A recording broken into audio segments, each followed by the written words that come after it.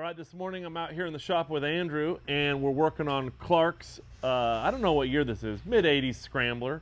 And about a year ago, he called us up and bought an entire kit for us and did this whole rebuild in his garage.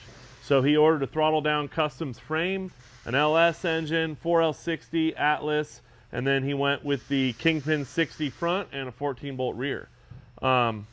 Andrew, it came up here, what was your goal here when Clark dropped it off with us? Well, our ultimate goal is to get the axle to stuff a little more, get that truss as close to the frame as we could. So I had to cut the bumps off and move them up about an inch and get that maximum up travel.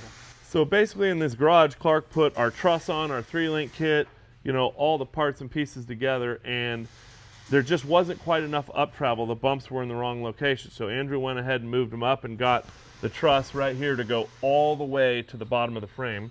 This thing has our Kingpin low profile truss, and as you can see, track bar tucks down in front, truss right to the bottom of the frame. Everything fits just perfect. Now Andrew, explain to them why the bump is at full compression but you still have about 1.5 inches of shock left. Well, on vertical compression, your bump will limit out before your shock, because when you want to flex it out, there's a little bit of articulation to it because the shock is further out than the bump stop. So we leave about 1.5 inches of travel, so when it pivots off of this bump at full bump, it'll still tuck in and articulate and not slam on the shock.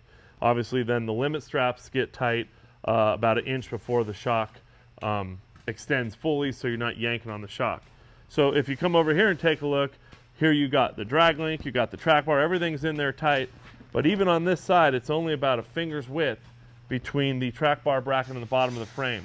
And that's where the low profile truss is nice. Go ahead and drop it down, Andrew. So as it comes down, you can see this truss goes up and over the top of the diff, holds our 3-link mount here, and drops down and comes across, so it leaves space so it doesn't hit on the bottom of the frame right here. So we get as much up travel as we can, and plenty of droop out of these 12-inch coilovers. So time to put the coils in, put it back, and get it on the road, right Andrew? Get her going, full party. Don't worry about the rust either. Clark went ahead and built this in the shop, went right to Moab, right to the Rubicon, did the shakedown, and then this winter he's going to tear it down, full sandblast, full paint. So it's still nice.